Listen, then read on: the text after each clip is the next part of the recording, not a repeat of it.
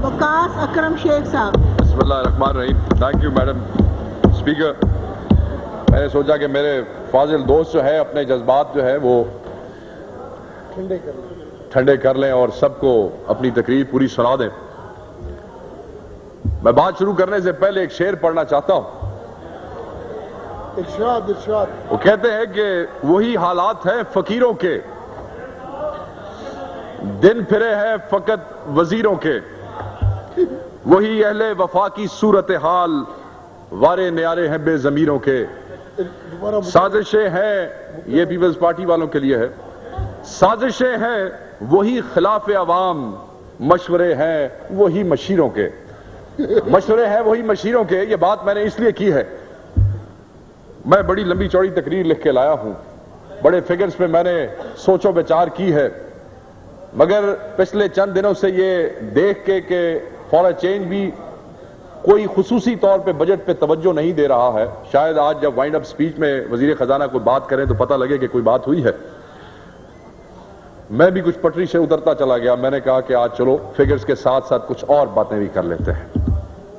मुझे इस बात का एहसास है, पूरी कौम को इस बात का एहसास है, एक दूसरे पे लान तान करने के अलावा, एक दूसरे को गलत बुरा झूठा कहने के अलावा, हम सब लोग ये समझते हैं जो इस ऐवान में बैठे हैं कि 2-2.5 माह में किसी भी हुकूमत के लिए या किसी भी पार्टी के लिए, किसी भी कोalition के लिए कोई भी बजट तैयार करना एक नामुमकिन सा काम था।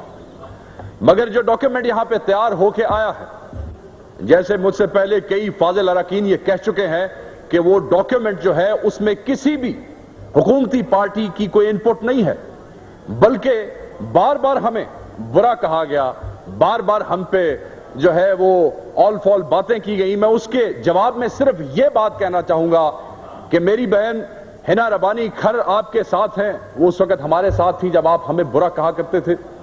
यहां पे लोगों ने बार बार लाल मस्जिद के हवाले से हमारे ऊपर उंगलियां उठाई। मैं ये सवाल पूछना चाहता हूं कि कमाल शाह जो उस वक्त सेक्रेटरी इंटीरियर थे, क्या उनको हटाने के लिए भी कोई लॉन्ग मार्च करना पड़ेगा? आप उनको क्यों नहीं हटा देते हैं? फिर जैसे मेरे भाई रजा ने यहां पे कहा कि जुडिशियल क्राइसिस हुए हमारी गलती थी, तो क्या मलक कयूम को हटाने के लिए भी आपको लॉन्ग मार्च करना पड़ेगा? आप क्या बात करते हैं? यहां पे मेरे दोस्तों ने बार बार कहा कि जनरल मुशर्रफ ने यह किया, जनरल मुशर्रफ ने वो किया। मैं किसी जर्नल को यहां डिफेंड नहीं करता हूं, हमने जो गलतियां की हमने वो मान ली हैं। मैं आपसे पूछता हूं, आज आपके पास मेजॉरिटी भी है, आप अपनी पार्टी मीटिंग्स भी करते हैं, फिर इस ऐवान में इस फ्लोर पे आके उस जर्नल को क्यों कहते हैं कि वो बुरा है? आपके पास ताकत है, रब ने आपको मौका दिया है, हम 50 आदमी उस जर्नल को नहीं बचा सकते हैं। आपके पास मेजॉरिटी है, आप उसको फारिग कर दें, इस ड्रामे को बंद करें। बार बार हमें बुरा कह के, बार बार हमें नाकाम कह के, हमें नालायक कह के आप आवाम को बेवकूफ नहीं बना सकते। आप हमसे इलेक्शन जीत के आए हैं, आप हमारे लोगों को इलेक्शन हरा के आए हैं, हमारे लोग आपसे इलेक्शन हारे हैं। खुशी से कोई आदमी इलेक्शन नहीं हारता है, खुशी से कोई आदमी इलेक्शन नहीं हारता है। और अगर आपने आज ये मनसब लिए है, अगर आज आपने ये हुकूमत ली है, तो आपने अपनी खुशी से ली है। और अगर आपने अपनी खुशी से ली है तो आपको मालूम होना चाहिए था कि आज 2 महीने के बाद चैलेंजेस क्या होंगे। और अगर आपको चैलेंजेस का मालूम नहीं था तो मुझे अफसोस है, और अगर आपको चैलेंजेस का मालूम था, आपको चीजें बुराई की तरफ और तनज़्ज़ुली की तरफ जाती हुई नजर आ रही थी, तो आपको तैयार होना चाहिए था। आज आप ये कहें कि ये इन्होंने किया है, इन्होंने किया है, हम समझते हैं कि हमने किया है, हम समझते हैं कि हमने किया है। इसीलिए हमारी तादाद थोड़ी है, इसीलिए हम कम हैं, इसीलिए हम खामोश हैं, इसीलिए हम आपको खराब नहीं करते हैं, इसीलिए हम यहां पे डस्ट नहीं बजाते हैं। हम समझते हैं कि हम जिन लोगों के साथ चले उन्होंने ऐसी गलतियां की जिसकी वजह से हमें भी शर्मिंदगी उठानी पड़ी है। और हम ये भी समझते हैं कि जिस एनआरओ की वजह से यहां पे हजारों केस छोड़े गए हैं, मैं पंजाबी में कहता चलूं कि वो मुकाला भी सानू मलना पैंदा है, वो बदनामी भी हमें उठानी पड़ती है आवाम में जाके, वो भी आपके सर पे इल्जाम नहीं है, क्योंकि हमारे लोगों ने वो एनआरओ जो पास किया था, हमारे लोगों ने बैठ के उस एनआरओ के ऊपर सारे मामला तय किए थे, वो शर्मिंदगी भी हमें उठानी पड़ती है, आप लोगों को नहीं उठानी पड़ती है।